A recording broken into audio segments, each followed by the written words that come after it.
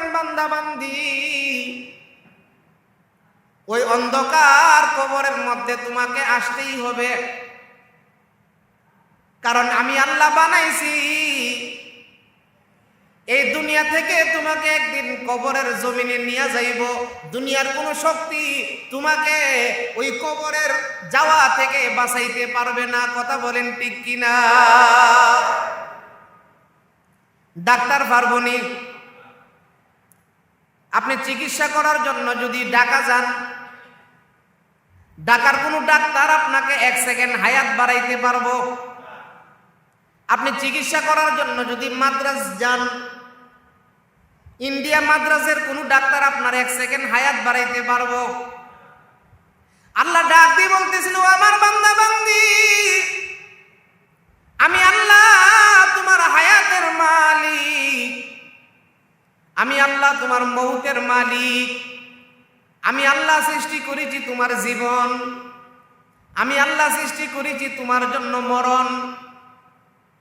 এই মরণের খপ্পর থেকে দুনিয়ার কেউ বাঁচতে পারবো না। মরণ থেকে যে ঠাই পালাও,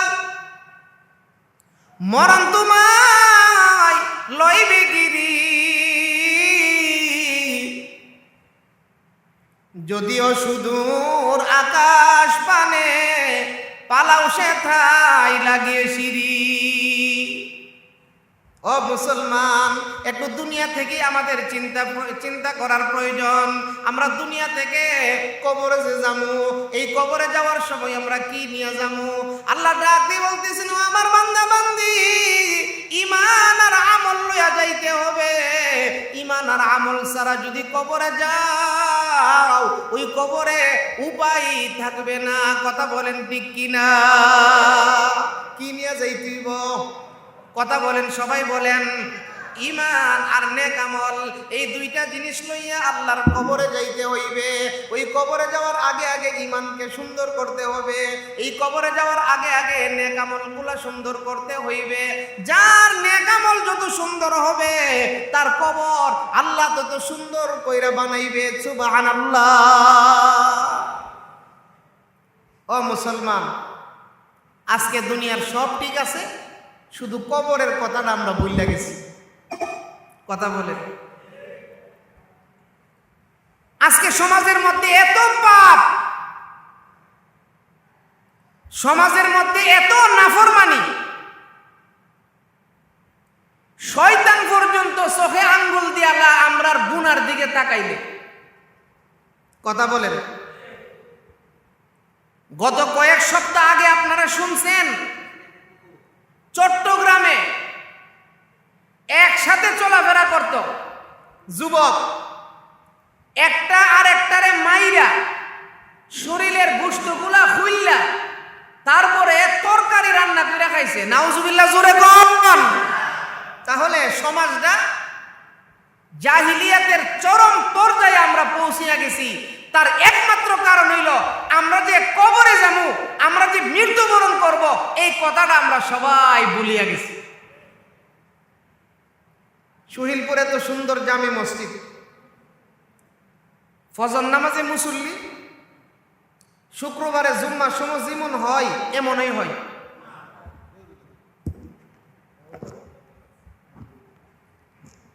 শুক্রবারে জুম্মার নামাজ যারা পড়তে আসে, সবাই মনে ফজর নামাজ পড়তে হয়। আমার কথা আপনারা বুঝেননি? জুম্মার নামাজ পড়ন ফরজ, ফজর নামাজ পড়ন নফল। কথা কন। ও মুসলমান, আল্লাহর বান্দা বান্দিরা, জুমার নামাজ যেমন ফরজ, ফজরের নামাজটাও এরকমই ফরজ। আমরা দরজা লাগাইয়া ঘুমায়া থাকি, হিন্দু বেটাও ঘুমায়া থাকে, আমরাও ঘুমায়া থাকি। কথা বলেন ঠিক কিনা? তাহলে যারা ফজর পড়ছে, ফজরের নামাজ যারা পড়ছে, তাদের সূর্য উদয় হইছে। যারা ফজর নামাজ পড়ছে না, তাদের সূর্য উদয় হইছে না। আমার কথা বুঝেননি আপনারা? ফজর নামাজ যারা না পড়ে কইরা ঘুমাই রইছে, এর আর কোনো সূর্য উদয় হইছে না, হইছে নি? মাগরিবের নামাজ এশার নামাজ যারা পড়ছে না, শাস্ত্র বইয়া রইছে, এর আর কোনো রাইত হইছে না, হইছে না? কথা কন। জিন্দিগি তোর যাই রে ফাঁকি দিয়া, সোনার আদম রে, জিন্দিগি তোর যাই রে ফাঁকি দিয়া। ও মুসলমান যুবক, ফজরের নামাজ না পড়লেও সূর্য উদয় হইতেছে, ফজরের নামাজ না পড়লেও তোমার সময় যাইতেছে,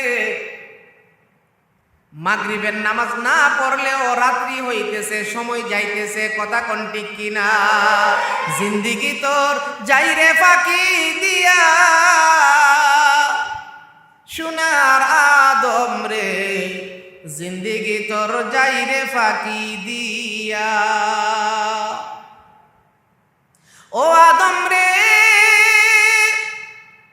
পাক দরিয়া গেছে দাড়ি, দাড়িগুলা পাইকা গেছে খবর নাই। ও আদম রে, পাক দরিয়া গেছে দাড়ি, দন্ত আছে গোটা চারি, সমন জারি হইয়াছে গিয়া, সোনার আদম রে, জিন্দিগি তোর যাই রে ফাঁকি দিয়া। ও মুসলমান, আজকে দুনিয়ার সব কিছু তোমার ঠিক আছে। ও যুবক ভাই, শুধু কবরের কথাটা ভুইলা গেছো, তোমার হায়াত যে শেষ হইতেছে এই কথাটা তুমি ভুলিয়া গেছো। এই কথাটা ভুলিয়া যাওয়ার কারণে কবরে যাওয়ার সঙ্গে সঙ্গে জাহান্নামের গর্ত হইবে আমাদের কবর। জুড়ে কন্যা নাউযুবিল্লাহ। আল্লাহর পয়গম্বর বলছেন, উম্মত, আল কবরু রাউযাতুম মিন রিয়াজিল জান্নাহ আও হুফরাতুম মিন হুফারিন নার। পয়গম্বর ডাক দিয়ে বলেন, উম্মত, বদ আমলের কারণে, গুনার কারণে তোমার কবরটা তুমি জাহান্নামের গর্ত বানাইছো। আর যদি তুমি বেশি বেশি নেক আমল করতে পারো, 5 ওয়াক্তের নামাজ সঠিকভাবে আদায় করতে পারো, এই নামাজের বিনিময়ে, ইমানের বিনিময়ে তোমার কবরটাকে আল্লাহ তাআলা জান্নাতের বাগান বানাইয়া দিবে। জুরে কোন সুবহানাল্লাহ। তবে ইমানদারে দইরা রাখেন, ইমানদারে দইরা রাখতে, ইমানদার দইরা রাখলে লাভ আছে। জাহান্নামের ভিতরে জাররা পরিমাণ ইমান লইয়া যদি কেউ যাইতে পারে, জাররা পরিমাণ ইমান, গুনাহ এমন গুনাহ করছে, গুনার কারণে আল্লাহ তারে জাহান্নাম দিছে, কিন্তু জাররা পরিমাণ ইমান বাকি আছে। ইমান কি আছে? কথা বুঝিনি আপনারা? দোয়া করে লিখতাম, কষ্ট হইতেছে আপনাদের? 11টা বাজুক না, আরো 15-17 মিনিট বাকি আছে। জাররা পরিমাণ ইমান বাকি আছে। নামাজ পড়ছে না, রোজা রাখছে না, অর্থাৎ সুদ খাইছে, ঘুষ খাইছে, কিন্তু জাররা পরিমাণ ইমান বাকি আছে। ইমানদার কি সম্মান দেখেন না? আল্লাহ তাআলার কাছে ইমানদার কত দাম দেখেন। আজ জিবরাইল আলাইহিস সালাম, মানুষগুলা যখন জাহান্নামে যাইব, জান্নাতীরা জান্নাতে যাইব, জিবরাইল আলাইহিস সালাম গিয়া আল্লাহ তাআলার কাছে বলবে, আল্লাহ, জাহান্নামের ভিতর থেকে আওয়াজ পাইতেছে। সুবহানাল্লাহ। কই থেকে আওয়াজ পাইতেছে? আপনারা একটু কথা কইেন আমার সাথে। কই থেকে? জাহান্নামের ভিতর থেকে আওয়াজ পাইতেছি। জিবরাইল ফেরেশতা গিয়ে আল্লাহ তাআলার কাছে এই কথাগুলো বলবে। আল্লাহ তাআলা ডাক দিয়ে বলবেন, জিবরাইল, জাহান্নামের ভিতর থেকে আবার তুমি কি আওয়াজ পাইতেছো? হযরত জিবরাইল ডাক দিয়ে বলবেন, ওগো রব্বুল আলামিন, জাহান্নামের ভিতর থেকে আওয়াজ পাইতেছি, কে যেন আপনারে ডাকতেছে, রহমান, রহিম, গফফার। সাত্তার, এই নামগুলা গুণবাচক নামগুলা কার? জোরে বলেন। রহমান নামটা কার? রহিম নামটা কার? গফফার নামটা কার? রহমানুর রহিম নামে তোমার, জোরে কোন জবান হইলা,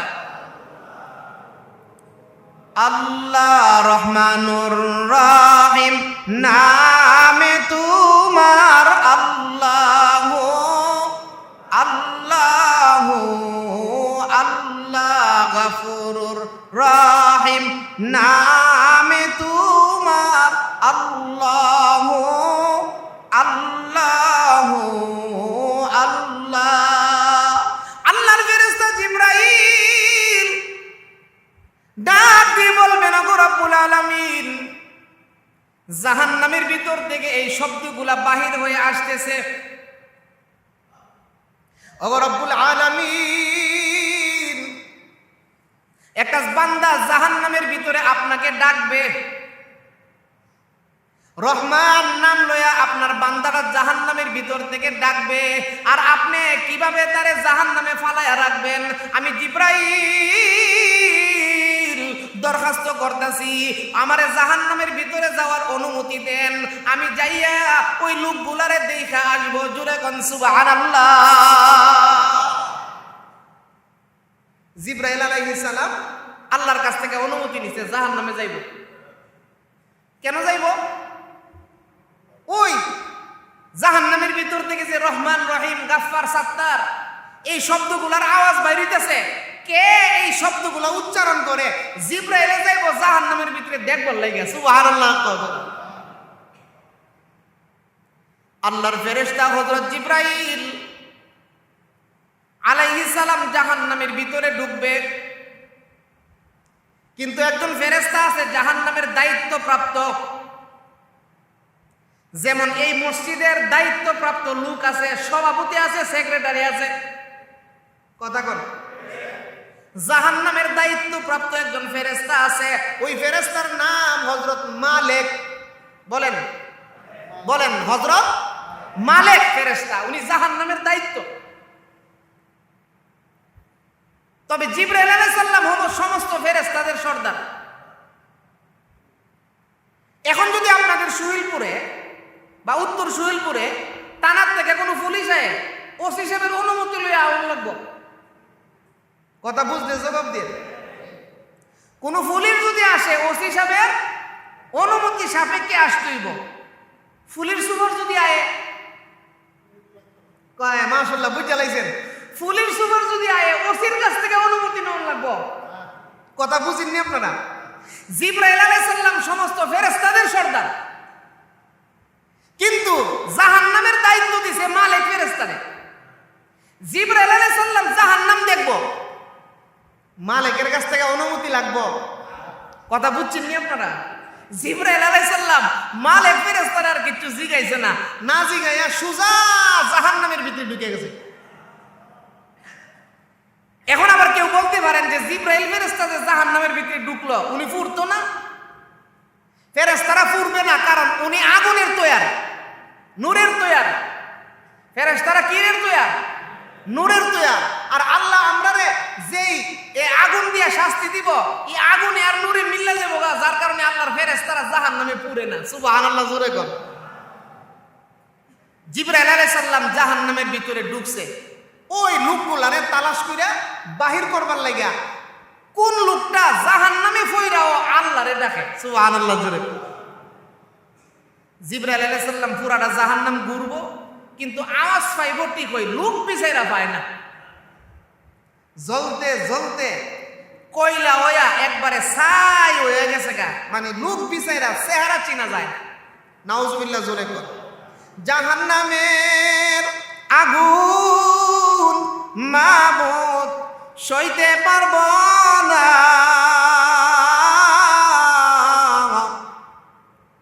দুনিয়াতে নৌকা দাইয়া কবরে কাদাইও না। আল্লাহর ফেরেশতা জিবরাইল জাহান্নামে ঢুকছে লোকগুলারে তালাশ কইরা বাহির করার জন্য, কিন্তু জিব্রাইল আলাইহিস সালাম তালাশ কইরা পায় না। জ্বলতে জ্বলতে একবারে সারখার হয়ে গেছে, চেহারা চিনা যায় না। ওরে আল্লাহর বান্দা যুবক, আজকে কি এই কথাগুলো তোমার দিলের ভিতরে ভয় লাগে না? সারাটা দিন মোবাইল লইয়া ব্যস্ত, নামাজের খবর নাই। মনে রাখতে হবে জাহান্নামের আগুনে আমাদের জ্বলতে হইবে। কথা বলেন ঠিক কিনা? হযরত জিবরাইল আলাইহিস সালাম জাহান্নামটা ঘুরে আসলো, শব্দ পায়, লোক পায় না। শব্দ পায়, মানুষ দেখা যায় না। আবার আসছে আল্লাহর দরবারে, ওগো রব্বুল আলামিন, জাহান্নামের ভিতরে গেছি, কে আপনাকে ডাকে লোকগুলারে তালাশ কইরা বাহির করার জন্য, কিন্তু আমি তো তাদেরকে তালাশ কইরা পাই নাই। জ্বলতে জ্বলতে একবারে সারখার হয়ে গেছে, চেহারা চিনা যায় না। কার মুখ থেকে আল্লাহ রহমান শব্দ বাহির হয়, এই লোকগুলা তো আমি চিনতে পারতেছি না, আমি কি করতাম? আল্লাহ ডাক দিয়া কই, জিব্রাইল, তুমি সিস্টেম লঙ্ঘন করছো, তুমি সিস্টেম লঙ্ঘন করছো। এই মহল্লার কয়টা বাড়ি, কয়টা ঘর, আমরা সেক্রেটারি সাহেব কইতে পারবো? আমি কইতে পারবো? কোন ঘরের মধ্যে কতটা ফ্যামিলি আছে, এই মহল্লায় যারা বাস করে তারা বলতে পারবে। আমাদের ব্রাহ্মণবাড়িয়া জেলখানার মধ্যে কতলা আসামি আছে, জেলারে কইতে পারবো, ম্যাজিস্ট্রেটে কইতে পারতো না। আমার কথা বুঝেননি আপনারা? ব্রাহ্মণবাড়িয়া জেলখানায় কতটা আসামি আছে, কোন রুমে কতটা আসামি থাকে, জেলার যে জেলের দায়িত্ব যে জেলারে বলতে পারবো, কিন্তু ম্যাজিস্ট্রেটে পুলিশ সুপারে বলতে পারতো না। কথা কয় না? আল্লাহ তাআলা ডাক দিয়া কই, জিব্রাইল, তুমি সিস্টেম লঙ্ঘন করছো। কি সিস্টেম? আমি তো জাহান্নামের দায়িত্ব দিয়া রাখছি একজন ফেরেশতার কাছে, উনার নাম হইছে মালিক। তুমি তো জিব্রাইল জাহান্নামে যাইবা তাদেরকে তালাশ করবার লাগিয়া, কে কোনখানে শুয়া শুয়া আমি আল্লাহরে ডাকতাছে, তুমি জানতে পারো না, তুমি বুঝবা না, কিন্তু আমার মালিক ফেরেশতা ঠিক হই জানে। সুবহানাল্লাহ, জোরে কও। ও জিব্রাইল, তুমি যদি এই লোকগুলারে বাহির করতে চাও, তাহলে কার কাছে যাও? মালিক ফেরেশতার কাছে যাও। এই লোকগুলারে তুমি বাহির করতে পারবা সহজে, মালিক ফেরেশতা চিনাই দিব। জিবরাইল আলাইহিস সালাম আসছে, মালিক ফেরেশতাকে বলতেছেন, মালিক, জাহান্নামের ভিতর থেকে বারবার আওয়াজ আসতেছে, কে যেন বলতেছে রহমান, কে যেন বলতেছে গফফার, কে যেন বলতেছে সত্তার, কে যেন বলতেছে রহিম। এই লোকগুলারে আমি খুঁজাইছি, তালাশ করে পাইছি না, তুমি একটু যাও তো, তুমি লোক গিয়া এই লোকগুলারে দইরা দইরা নিয়ে আস। সুবহানাল্লাহ, জোরে। হযরত মালিক ফেরেশতা জাহান্নামের ভিতরে ঢুকবে, সঙ্গে থাকবে হযরত জিবরাইল, যাইয়া ওই লোকগুলারে ধরবে। চেহারা চিনা যায় না, শুধু লাকড়ি হয়ে রইছে, কয়লা হয়ে রইছে। এই কয়লাগুলার মধ্যে এরকম ভাবে মালিক ফেরেশতা খামসা দিয়া ধরবে। আল্লাহর ফেরেশতা মালিক এক একটা লোককে এইভাবে খামসা দিয়া দিয়া উঠাইবে। জিবরাইল আলাইহিস সালাম বাহিরে নিয়ে যাবে। জিবরাইল আলাইহিস সালাম বাহিরে নিয়া জাহান্নাম এবং জান্নাতের মধ্যখানে একটা কুয়া আছে, এই কুয়াটার মধ্যে নিয়া এই কয়লাগুলারে গোসল করাইবে। জোরে কোন সুবহানাল্লাহ। কুয়াটার ভিতরে নিয়া গোসল করাইয়া আল্লাহ রাব্বুল আলামিনের দরবারে ডাক দিবে, আল্লাহ, আপনার যেই বান্দাগুলা জাহান্নামের ভিতরে আপনাকে ডাকতো, তাদেরকে জাহান্নামের ভিতর থেকে বাহির করে আনছি, জান্নাত এবং জাহান্নামের মধ্যখানে কুয়ার মধ্যে তাদেরকে গোসল করাইছি। ওগো রব্বুল আলামিন, এখন আমরা তাদেরকে কি করব আপনার একটু ফয়সালা জানতে চাই। জোরে কোন সুবহানাল্লাহ। আল্লাহ রাব্বুল আলামিনের রহমতের সাগরের মতো আমার ফেরেশতা জিবরাইল আমার বান্দাটা দুনিয়াতে থাকা অবস্থায় নামাজ পড়ছে না, রোজা রাখছে না, বিভিন্ন গুনার কাজে লিপ্ত ছিল, বিভিন্ন নাফরমানিতে লিপ্ত ছিল। আমার বান্দাটা গুনার কাজে লিপ্ত থাকার কারণে জাহান্নামের শাস্তি পাইছে। এখন তুমি জিবরাইল, তুমি মালিক, যখন লোকগুলারে জাহান্নামের ভিতর থেকে উঠাইয়া আনছো, আবার কুয়াটার মধ্যে ফালাও, আবার কুয়ার মধ্যে গোসল করাও, আমি আমার বান্দাগুলারে জান্নাতি যুবক বানায়া দেব। জোরে কোন সুবহানাল্লাহ। জান্নাতি যুবক, আদম আলাইহিস সালামের মতন দেহ, আল্লাহর পয়গম্বর আদম আলাইহিস সালামের মতো দেহ, হযরত ইউসুফ আলাইহিস সালামের মতন সৌন্দর্য, হযরত দাউদ আলাইহিস সালামের মতন গলার কণ্ঠ, মুহাম্মদুর রাসূলুল্লাহ সাল্লাল্লাহু আলাইহি সাল্লামের মতো চরিত্র, এমন কয়েকটা গুণ দিয়া, এমন ৬-৭টা গুণ দিয়া আল্লাহ আল্লাহর বান্দাটারে জান্নাতের মধ্যে ঢুকাইয়া দিব। জোরে কোন সুবহানাল্লাহ। ও মুসলমান, যারা পরিমাণ ঈমান থাকার কারণে আজকে আমরা যারা আছি, ঈমানের পিছনে আমাদের মেহনত করা দরকার। ঈমানটা যেন চুরি না হয়, ঈমানটা যেন শয়তানে চুরি করতে না পারে, আমরা সজাগ থাকতে হবে। কথা কোন ঠিক কিনা? একটু মহব্বতে জিকির করি, লা ইলাহা ইল্লাল্লাহ,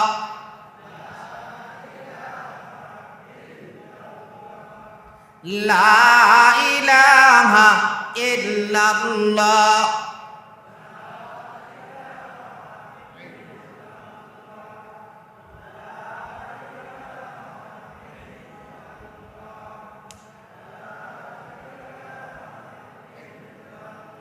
মাশাআল্লাহ, মুহাব্বতে লা ইলাহা। এখন তার গন্তব্য গিয়া পৌঁছতে পারে। আমরাও দুইটা শিখের উপরে চলতে হবে। আমাদের একটা শিখের নাম ঈমান, আর একটা শিখের নাম হইছে আমল। ঈমান আর আমল নামক শিখের উপরে 3.5 হাত বডি নামক রেলগাড়ি যদি চালায়া দিতে পারি, আমাদের 3.5 হাত বডি নামক রেলগাড়িটা চালাইতে চালাইতে আমাদেরকে লইয়া আল্লাহর জান্নাতের মেহমান বানায়া দিবে। এই জন্য ঈমানের পিছনে মেহনত করা চাই। যুবক, হায়াত কিন্তু চলতেছে না, দাঁড়িয়ে রইছে? কথা কন। 17 বছর থেকে নিয়ে 37 বছর, এই সময়টার নাম হলো যৌবনকাল। 17 থেকে 37, 17 থেকে 37, এই সময়টার নাম হইছে যৌবনকাল। যখন কোন যুবক এই সময়ে তাহাজ্জুদ পড়ে, যখন কোন যুবক এই সময়ে জিকির করে, এই যুবকটা বুড়া হয়ে গেলে আর তাহাজ্জুদ ফরজ লাগে না। আল্লাহ তাআলা যৌবনকালে ফরার বিনিময়ে তারে বোনাস দে, বোনাস। সুবহানাল্লাহ কোন। আল্লাহ তাআলা এত বড় দানবীর, এত বড় দানবীর আর কেউ নাই। ও মুসলমান যুবক ভাইরা, অনুরোধ করে বলা যায়, মসজিদরা যেমন সুন্দর হইছে, আমাদের আমলগুলা এমন সুন্দর হওয়া চাই। কথা বলেন। আজকাল যে এশার নামাজটা গেছে গা, এই এশার নামাজটা আর ফিরে আইবনি। কথা বলেন। সামনে যে ফজর নামাজটা আসতেছে, এই ফজর নামাজটা চইলা গেলে কিয়ামতের আগে আর এই ফজর নামাজটা আইব। এই জন্য পায়ে দইরা বইলা যাই, আপনারা আমার আপন, আপনারা আমার পরিবারের লোক, আপনারা আমার ঘরের লোক, আমি আপনাদের সন্তান। অনুরোধ কইরা বইলা যাই, মাওলানা সাখাওয়াত সাহেব বারবার এই মসজিদের প্রশংসা করে গেছে। এই মসজিদটারে সেজদা দিয়া সুন্দর করেন, এই মসজিদটারে আমল দিয়া সুন্দর করেন। দেখবেন এই মসজিদে যদি আমল ভালো করে করতেন পারেন, কাজে ধরবেন সুনীলপুর, টাকা আইব আমেরিকার থেকে। সুবহানাল্লাহ। এই জন্য আমল সুন্দর করা চাই। ও মুসলমান, ও যুবক, কারো হায়াত কইলাম টাইম না রইছে না, জিন্দেগি কইলাম যাইতাছে গা। কথা কোন ঠিক কিনা? একটা ছোট্ট ঘটনা শোনাই আপনাদেরকে। একজন বাদশা ছিল, ওনার নাম ছিল হারুনুর রশিদ। বাদশার নাম বাদশা হারুনুর রশিদের জামানায় একজন আল্লাহর ওলি আছেন, ওনার নাম আছেন বাহলুল। নাম বলেন, আল্লাহর ওলির নাম বলেন বাহলুল। কথা বলেন সবাই, বাহলুল। অনেক ওনারে পাগল ডাকতো, ওনারে পাগল ডাকলে গুনাহ হইব, কারণ উনি আছেন আল্লাহর পাগল। সুবহানাল্লাহ কোন। পৃথিবীর মধ্যে যত প্রকারের মানুষ দেখতেছি, কিছু মানুষ হলো দুনিয়ার পাগল, আবার কিছু মানুষ আছে আল্লাহর পাগল। সুবহানাল্লাহ, জোরে বল। এমন আল্লাহর হাজার হাজার পাগল আছে, একটা পাগলের ঘটনা শুনাইলে রাত শেষ হইব, ঘটনা শেষ হইত না। বাহলুল নামে একজন আল্লাহর ওলি আছেন, এই বেটা মনে মনে নিয়ত করছে বাদশারে গিয়া দাওয়াত দিব। কারে গিয়া দাওয়াত দিব? আমাদের বাংলাদেশ থেকে আমেরিকা তবলিগ গেছে আজকের থেকে প্রায় 15-20 বছর আগে, যখন ডব্লিউ বুশ ক্ষমতায় আছেন। কি বুশ? শয়তানের হেডমাস্টার আছেন। জর্জ ডব্লিউ বুশ যখন ক্ষমতায় ছিল, আমাদের বাংলাদেশ থেকে আমেরিকা জমাত গেছে। এই আমেরিকা যায়া হেরা ডব্লিউ বুশকে পর্যন্ত দিনের দাওয়াত দিছে। সুবহানাল্লাহ বল। কবুল করছে না করছে এটা এই বেটার ব্যাপার, কিন্তু দিনের দাওয়াত দেওয়ান লাগবে। আপনাদের আশেপাশে যে হিন্দু ভাইয়েরা আছে তাদেরকেও দিনের দাওয়াত দিতে হইব। কথা কন না করে উমা হিন্দু ভাইয়ের দোকান থেকে সব কেনাকাটা করেন, সব কিছু করেন, কিন্তু ইমানের দাওয়াত দেন না। আল্লাহর দরবারে আপনি প্রশ্নবিদ্ধ হবেন, আপনি জিজ্ঞাসিত হবেন, তোমার বাড়ির পাশে হিন্দু আছেন, তুমি তাকে দিনের দাওয়াত দিলে না কেন? কথা কি বুঝাইতে পারতেছি? হিন্দুদের ধর্মগ্রন্থ, হিন্দুদের ইদানিং হিন্দুদের ধর্মগ্রন্থ নিয়ে আমার গবেষণা আছে, আমি পড়তাছি। হিন্দুদের যে সবচেয়ে বড় কিতাব, ওই কিতাবের নাম হইছে বেদ। বলেন নাম কি? হিন্দুদের ধর্মগ্রন্থের নাম হইছে কি? বেদ। এই বেদ নামক বইয়ের 4 নম্বর পৃষ্ঠার 10 নম্বর খণ্ডই লেখা আছে পৃথিবীর সবচেয়ে দামি ধর্মের নাম হলো ইসলাম। সুবহানাল্লাহ বল। হিন্দু ধর্মের কিতাবে আছে, হিন্দু ধর্মের কিতাব বেদ নামক কিতাবের 4 নম্বর খণ্ডের 10 নম্বর পৃষ্ঠায় আছে পৃথিবীর একমাত্র খাঁটি ধর্মের নাম ইসলাম। আরো জোরে কর।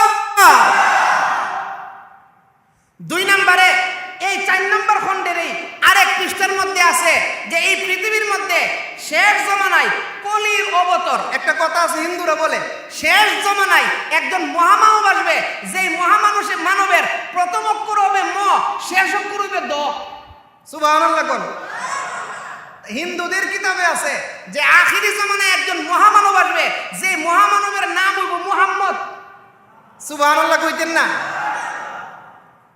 যেই মহামানব আখিরি জমানায় আসবে, ওনার বাপের নাম আব্দুল্লাহ, মার নাম আমেনা। এই কথাগুলা হিন্দুদের বেদ নামক ধর্মীয় গ্রন্থে আছে। তাহলে আপনি তো তাদের বই দিয়া তাদেরকে দাওয়াত দিতে পারবেন। কথা কম জরুরি, জরুরি। আমাদের বাড়ির আশপাশে যে হিন্দুগুলো আছে তাদেরকে দাওয়াত দেওয়া জরুরি। ও মুসলমান, বন্ধুরে লইয়া মেয়েরে বিয়া দিবেন। আপনার একটা ঘনিষ্ঠ বন্ধু আছে, আছে না? অনেকের ঘনিষ্ঠ বন্ধু আছে না? মেয়েটারে বিয়া দিবেন, বন্ধুটারে লইয়া তারিখ খাইছে, বিয়ার বাজার করছে, সব বন্ধুটারে লইয়া করছে, বিয়ার দিন দাওয়াত দিছে না। এই বন্ধুটা আমাদের বাড়ির যাইব নি? কথা কি বুঝাইতে পারতেছি? বন্ধুটারে লইয়া তারিখ খাইছেন, বিয়ের বাড়িতে গেছেন, এরপরে সব করছেন, কিন্তু বিয়ার দিন, অনুষ্ঠানের দিন তারে দাওয়াত দিছেন না। আপনার বাড়িতে আইব? ও মুসলমান, ঠিক এমনই ভাবে হাসরের কঠিন ময়দানে আল্লাহর আদালতে যখন আমরা গিয়া দাঁড়াবো, হিন্দুরা যদি গিয়া হুজুর আল্লাহ সব করছে আমার সাথে, আমার দোকান থেকে মাল আনছে, আমার সাথে দৈনিক 5 বার রাস্তায় দেখা হয়েছে, একদিনও আমারে দাওয়াত দিছে না, ওই দিন আল্লাহর দরবারে আমরা জবাব দিব কি? ভারতের একজন আলেম আছে আল্লামা কালিম সিদ্দিকী, অনেকে নাম শুনছেন। ভারতের কালিম সিদ্দিকী এখনো জীবিত আছে। ওনার একটা দাওয়াতি কাফেলা আছে। এই কালিম সিদ্দিকীর হাতে 5 লক্ষ হিন্দু কালিমা পড়ে মুসলমান হয়েছে। আলহামদুলিল্লাহ কোন? কালিম সিদ্দিকী আমেরিকার থেকে আইতাছে ইন্ডিয়া, গত কয়েক বছর আগে আমেরিকার থেকে ইন্ডিয়া আইতাছে, বিমানে পড়ছে দুবাই থেকে। আমেরিকাতে আইলে বিমান ফাল্টান লাগে, ডাইরেক্ট বিমান বাংলাদেশ হয় না। দুবাই থেকে আর একটা বিমান উঠছে, ওনার পাশের সিটে বইছে একজন ভদ্রলোক, এই লোকটা হিন্দু। দুবাই থেকে 2 ঘন্টা লাগে ইন্ডিয়া যাইতে। এই 2 ঘন্টার ভিতরে কালিম সিদ্দিকী সাহেব এই হিন্দু লোকটারে বিমানের ভিতরে মুসলমান বানাই লাইছে। সুবহানাল্লাহ। ও মুসলমান, এই জন্য আমরা এই দাওয়াতি মিশন জারি রাখতেইব। খ্রিস্টানরা কিন্তু বইয়া রইছে না, কাদিয়ানিরা কিন্তু বয়া রইছে না, আমাদের গাটুরা 500 কাদিয়ানি আছে, 500 কাদিয়ানি গাটুরা। কথা কই না কেরে? গাটুরা 500 কাদিয়ানি ফ্যামিলি আছে। মাদার তেরেসা বলছিল 50 বছর 50 সালের ভিতরে এই বাংলাদেশটারে কাদিয়ানি বানাইবো, খ্রিস্টান বানাইবো। তারা কিন্তু বয়া রইছে না, তারা কিন্তু তাদের মিশন চালাইয়া যাইতেছে, আর আমরা মুসলমানেরা বড় বয়া রইছি। কথা কোন ঠিক কিনা? এই জন্য দাওয়াতি কাফেলাটারে দাওয়াতরারে আম করতে হইব, দাওয়াতরা ব্যাপক করতে হইব। আল্লাহর জমিনে আল্লাহর বান্দাদেরকে এক আল্লাহর দাওয়াত দিতে হইব। কথা বলেন ঠিক কিনা? তো বাদশাহ হারুনুর রশিদের দাওয়াত দিব বাহলুলে। বাদশাহ হারুনুর রশিদের দাওয়াত দিব কারা? বাহলুলে। কেমনে দাওয়াত দিব? রাজা বাদশার সামনে সরাসরি যাওন যা, ডাইরেক্ট মনে হাসিনার সাথে সাক্ষাৎ করে নিতে পারবেন? পারবেন? কেউ যদি ইচ্ছা করে, আমাদের আব্দুর রশিদ ভূঁইয়া সাহেব, উনি আওয়ামী লীগও করে, বর্তমান চেয়ারম্যান সাহেব, উনিও যদি সাক্ষাৎ করতে যা, কয়েক মাস অপেক্ষা করুন লাগবে। কথা কোন ঠিক কিনা? তো বাহলুলে চিন্তা করে দেখছে, রাজার সাথে দাওয়াত যে দিমু, রাজারে সাক্ষাৎটা করুম কেমন? বাহলুলে বুদ্ধি কইরা ফেরিওয়ালার ব্যবসা লইছে। ফেরির ব্যবসা, ফেরির ব্যবসা মনে আমি বুঝাইতাম পারতাছি না। আগে কান্দু লইয়া বার দিয়া তেল বেচত, দেখছেন না এটা? এরপরে এই কান্দু লইয়া লইয়া বিড়েটের কিতা জানে ব্যস্ত, চুরি টুরি, তারপরে সুনু ফাউন্টারিতা ব্যস্ত। আর আমরা দেশের বিড়াই একটা ফেরিওয়ালা পাইলে আর এই বাবারি বিড়ি মনে করে যেমন বিড়ির আপন ভাই। কথা কোন ঠিক কিনা? এই বিড়ি যেইভাবে ফেরিওয়ালার সামনে গিয়া তারা, এটা মহিলারা যদি কোনো ফেরিওয়ালার সামনে যা, প্রত্যেকটা নজরে নজরে কবিরা গুণা হইব। কথা কোন ঠিক কিনা?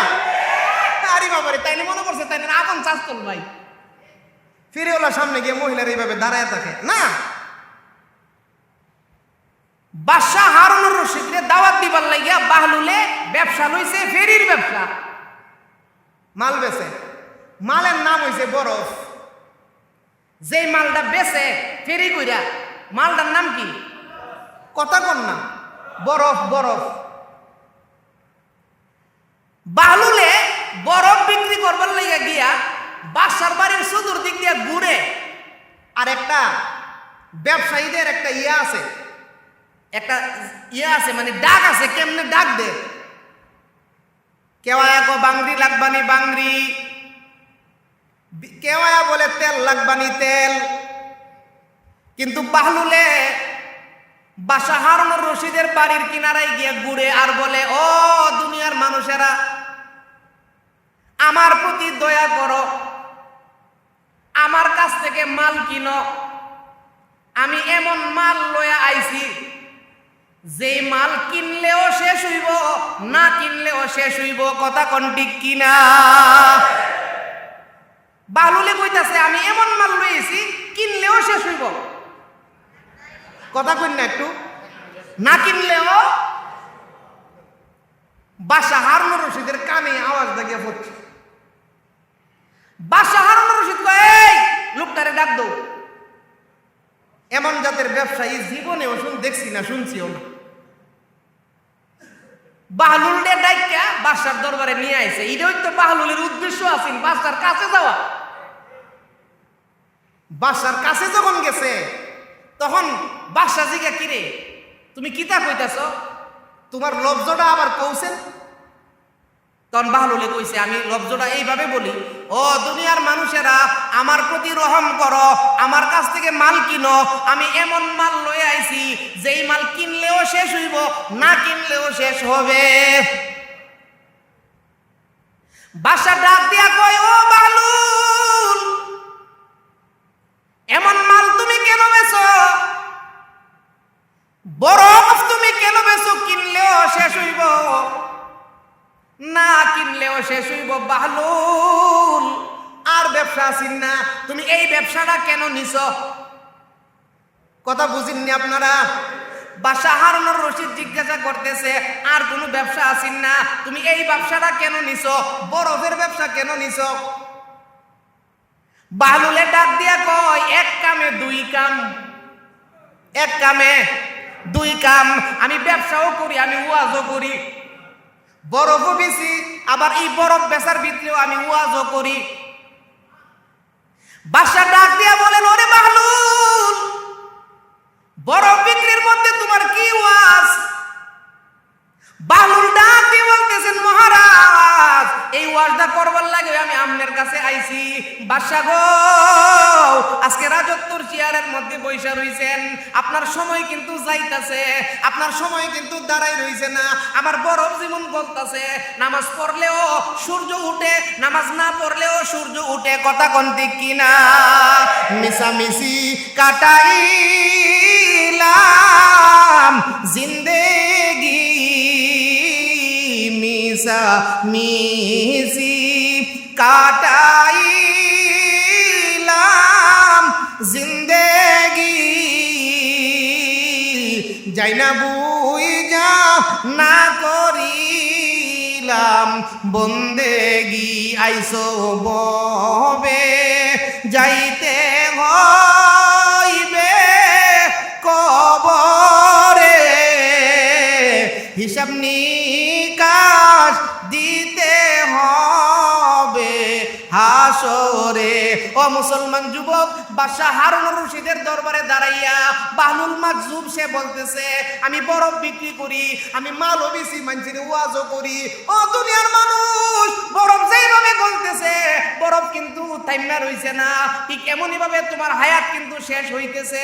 নামাজ পড়লেও সন্ধ্যা হয়, নামাজ না পড়লেও সন্ধ্যা হয়, শাসলে বয়া থাকলেও সন্ধ্যা হয়, মসজিদে বয়া থাকলেও সন্ধ্যা হয়। কথা কোন ঠিক কিনা? এই জন্য মুসলমান হায়াত থাকতে, সময় থাকতে সময়ের কদর করা চাই।